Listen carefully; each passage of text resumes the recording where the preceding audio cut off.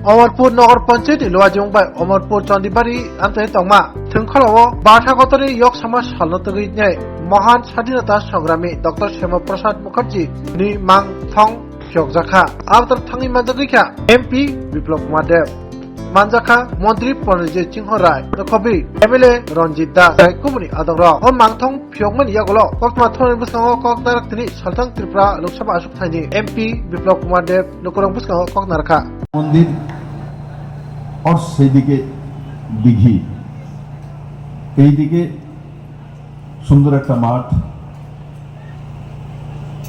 আর এই কর্নারটা যেতেই অমরপুর সিটি চলে আসে। অমরপুর নাম শোনার পর উদয়পুর থেকে আসার সময় ব্রিজের সামনে লেখা থাকে যে অমরপুরে স্বাগত, ওয়েলকাম অমরপুর, কিন্তু আসলে অমরপুর ওয়েলকাম করে এই কোণাটাতে।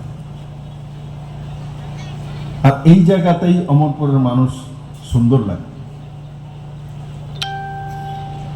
যারা আমরা অমরপুরে থাকি আমরা হয়তো এই জায়গাটা অনুভব করতে পারি না, ডেইলি বাজারে যাওয়ার সময় তো যাই এখান থেকে, তো বাইরে থেকে যে আসে সে এই জায়গাটাতে টার্নিং যখন নেয় তখন অনুভব করে মায়ের আশীর্বাদ, দিঘি, জল, মায়ের আশীর্বাদ আর এত বড় মাঠ খেলাধুলার জন্য সুন্দর আবহাওয়া। আর তার সঙ্গে আজকে এই কর্নারটাতেই এই টার্নটাতেই জুড়ে দিয়েছে অমরপুর নগর পরিষদ, অমরপুর নগর পঞ্চায়েত থেকে। তার জন্য বিকাশ শাহকে যে চেয়ারম্যান ওনাকে ধন্যবাদ জানাবো, রঞ্জিত বাবুকে ধন্যবাদ জানাবো, আপনাদের এমএলএ, যে এখানে ডক্টর শ্যামা প্রসাদ মুখার্জির মূর্তি আজ অনাবরণ করা হয়েছে। কিন্তু তেরঙ্গা সম্মানের সময় তখন কংগ্রেস, বামগ্রেস, কংগ্রেস আর সিপিএম দেখা যায় না তেরঙ্গা যাত্রার বিরোধ করে। আজকে যে নিউ জেনারেশন সে শ্যামা প্রসাদ মুখার্জির বিষয় জানে না, বলিদান দিয়েছেন, তার এহসাস নেই।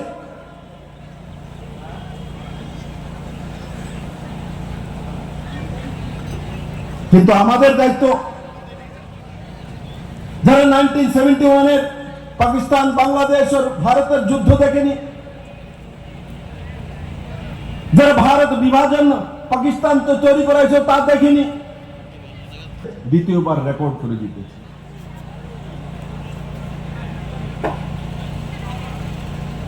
রবীন্দ্র জমাতে মধ্যে আমাদের বিএসসি চেয়ারম্যান বিকাশ শাহর নাম আগেই বলেছি, কারণ বিকাশ শাহর মাধ্যমে এই মূর্তি অনাবরণ হয়েছে।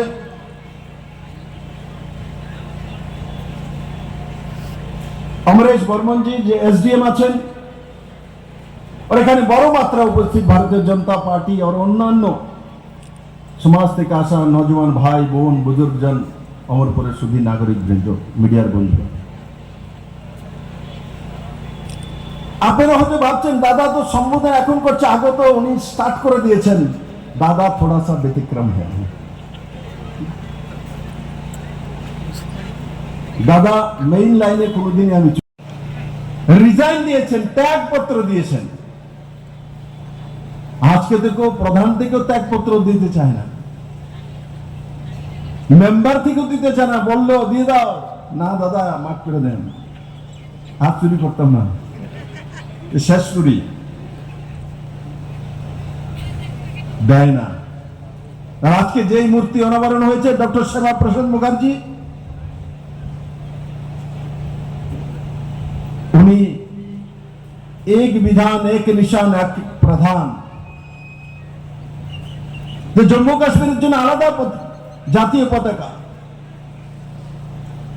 জম্মু কাশ্মীরের মুখ্যমন্ত্রী না প্রধানমন্ত্রী, ওজির আজম, ভারতবর্ষের বাকি সব স্টেটে মুখ্যমন্ত্রী হবে,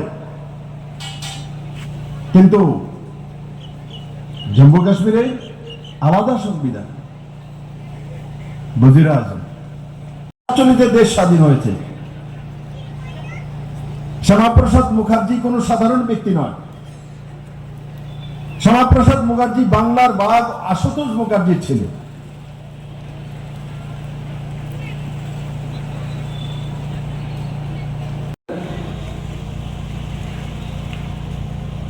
মানুষ লেনিন, স্ট্যালিন, মাও সেতুং, কুয়াত্রচু, তারপরে আবার ইডি আছে। তাদের নাম, তাদের জন্মদিন, তাদের মৃত্যুদিন, রুশ বিপ্লব, লেনিনবাদ, কার্ল মার্ক্সবাদ, কিন্তু স্বামী বিবেকানন্দের নাম বললে সাম্প্রদায়িকবাদ। তার জন্য বন্ধুরা, আমাদের ইতিহাস, সংস্কৃতি, কৃষ্টিকে সামনে রেখেই আমরা আমাদের রাজনৈতিক জীবন হোক, সামাজিক জীবন হোক, আমাদের আর্থিক জীবন হোক, তাদের অহংকার দেখো। আমি তো পার্লামেন্টের সদস্য, লোকসভা, আমি তাদেরকে দেখি যে সামনে যে বসে আছে লোকগুলি কে। এরা যদি তাকাই, সামনে মুলায়ম সিং এর ছেলে, পরিবারবাদ, মুলায়ম সিং এর ভাতিজা, বউ, পুরা ফ্যামিলি, এমনকি রাহুল গান্ধীর বাড়িতে কাজ করত, সেও আমেথি থেকে জিতে এসছে। মানে রাহুল গান্ধী পরিবারের বাড়িতে কাজ করে তাকেও টিকিট দিতে হবে।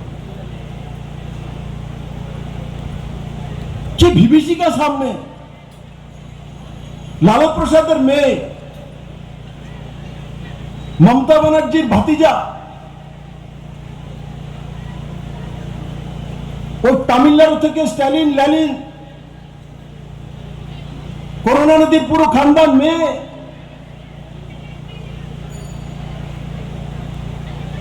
তামিলনাড়ু থেকে উঠিয়ে, কেরালা থেকে উঠিয়ে দিল্লি, জম্মু কাশ্মীর এদিকে নর্থ ইস্ট পর্যন্ত চলে যায়, তো দেখি তরুণ গগৈর ছেলে গৌরব গগৈ। মানে বংশবাদ ছাড়া কিচ্ছু নেই। একমাত্র আমি যেই পার্টি থেকে আসি, ভারতীয় জনতা পার্টি, সেই পার্টির দিকে তাকালে, ট্রেজারি বেঞ্চের দিকে, তখন নর্থ ইস্টের ছোট্ট রাজ্যের গ্রামের ছেলে বিপ্লব দেব দেখা যায়। তখন আসাম থেকে আসা এসসি সমাজের, এসটি সমাজের অন্তিম ব্যক্তি এমপি দেখা যায়। স্বাধীন হয়েছিল, কিন্তু আবারও ঘুরে সেই জায়গায় মানুষ তাদেরকে বিভ্রান্ত করণের কারণে নিয়ে আসতে চায়। তার জন্য আমাদেরকে আরো বেশি সাবধান হতে হবে, আমাদের ভবিষ্যতের জন্য, আমাদের ছেলে মেয়েদের জন্য, যারা আমরা সাধারণ পরিবার থেকে উঠে এসেছি।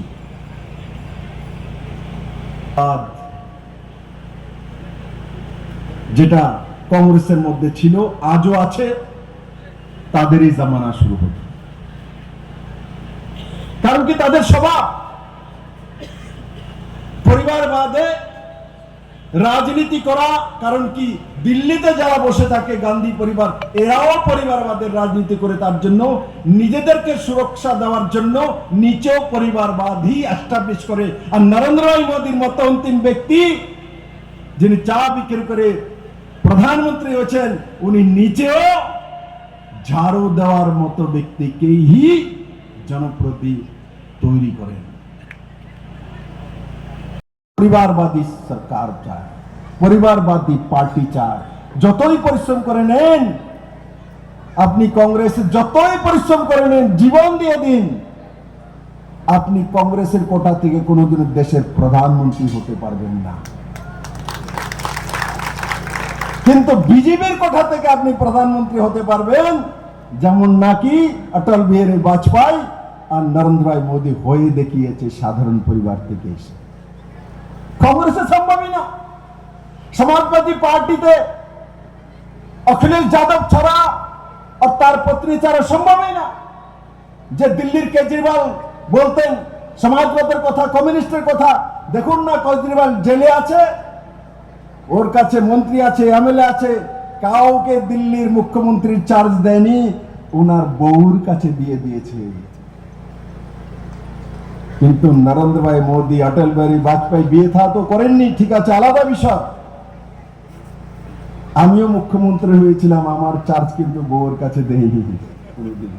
আমি দিল্লি যেতাম তো চার্জ রতনলালের কাছে বা এনসি দেববর্মা সিনিয়র মিনিস্টারের কাছে থাকতো।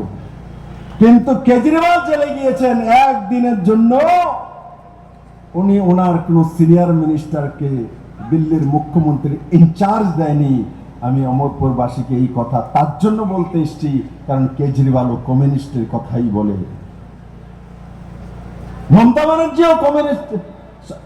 মমতা ব্যানার্জিও সবাইকে নিয়ে কাজ করার কথা বলে কমিউনিস্টকে হারিয়ে এসেছিল, কিন্তু আজ উনিও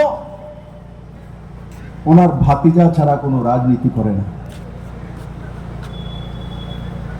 আজকে আমি যে কথাগুলো বলছি অনেকের মনে হচ্ছে বলে, দাদা এটা সরকারি মঞ্চ, এখান থেকে কেন বলছেন? সরকারি মঞ্চের মধ্যে রাজনৈতিক কথা বলতে পারবো না। কে আবিষ্কার করেছে? কে বলেছে? কোন সংবিধানের মধ্যে আছে? কোথায় আছে? আমি দেখাক দেই কমিউনিস্টের নেতারা। বাবু, সংবিধান আমি পড়েছি, কোথাও লেখা নেই।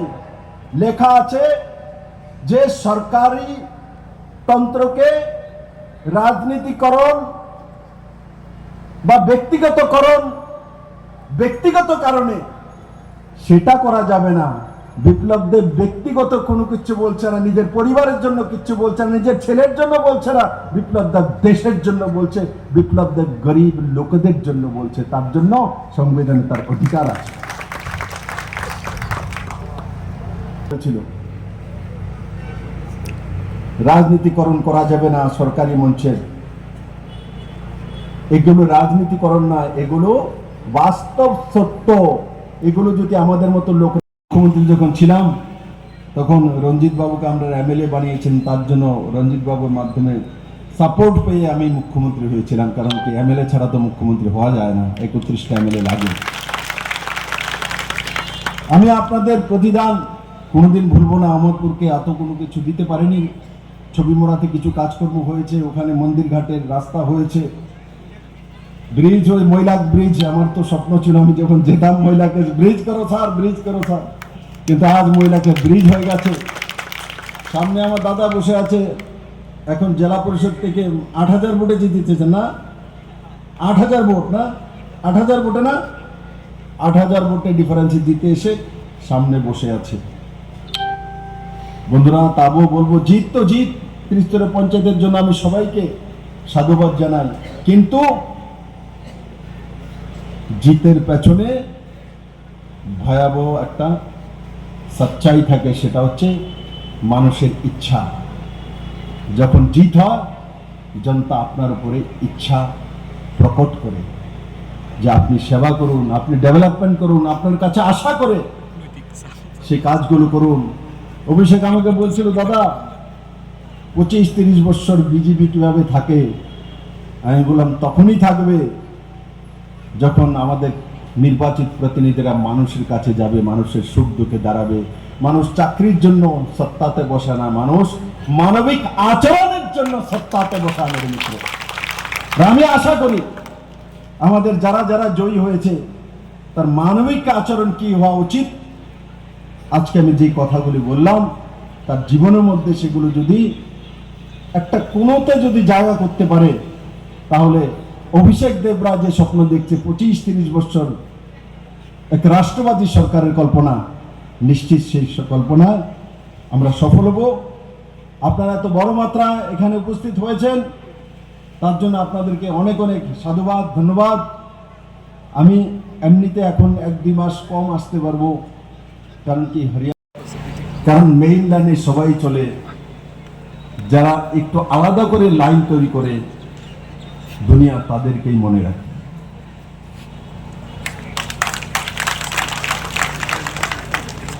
তো বন্ধুরা, আমি আমার সমস্ত কার্যকর্তা ভাই বোন, অমরপুরবাসী, ত্রিপুরাবাসীকে বলবো, নিজেরা নতুন কিছু, নতুন ভাবে, নতুন মানসিকতা নিয়ে কিছু করা। এই মনুষ্যত্ব জীবন পুনর্জন্মে যারা বিশ্বাসী তারা বলবে আরেকবার জন্ম নেব।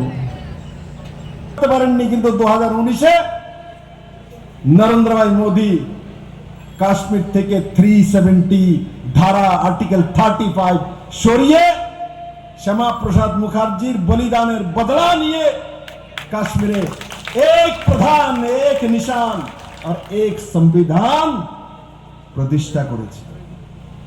জীবনে যা চাওয়া পাওয়া থাকে, আমরা মানুষ সর্বশ্রেষ্ঠ জীব, শুধু খাওয়ার জন্য জীবন্ত পশুবৎ আচরণ করা উচিত। যারা পশু, যারা অ্যানিমালস, এরা খাওয়ার জন্য জীবন তৈরি করে, কিন্তু মানুষ তেমন নয়। কারণ কি, বিশেষ করে ভারতবর্ষের মধ্যে হিন্দু হোক আর মুসলিম হোক,